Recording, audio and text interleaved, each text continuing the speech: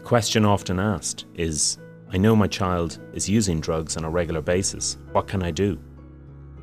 When you become aware that your son or daughter is taking drugs, do not lose the head, but you still need to take action. So what can you do to take positive action? You need to establish the facts. This includes finding out what drugs or drug they are using, or if any harm has happened to your child recently.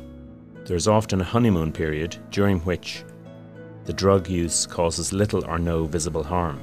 It is easier to intervene when there is visible harm to focus on. You need to take action. One of the ways to take action is to set up a family meeting.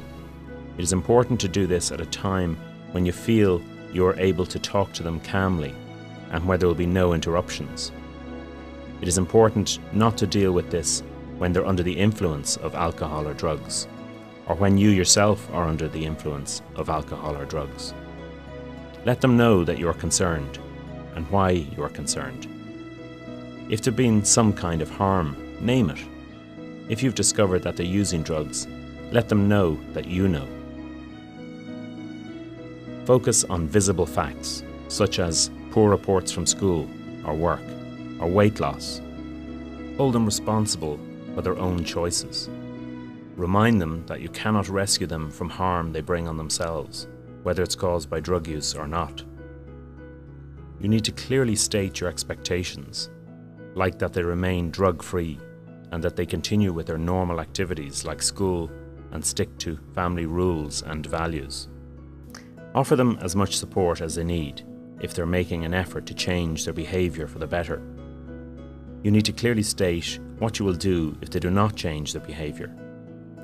You must decide what sanctions are appropriate, if any. You need to remember that as parents, you cannot make your son or daughter change their behaviour. You cannot make them not take drugs once they have reached independence. Each person controls their own behaviour. If the young person decides to change their behaviour, you should acknowledge this and give credit where it is due.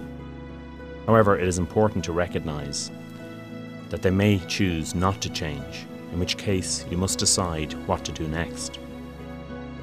Talk to other parents. Other parents can be a very useful source of information and support. Sometimes parents are reluctant to share their concerns or suspicions with each other, but this information can be very useful. Sometimes you may need the support of professionals who are trained in this area.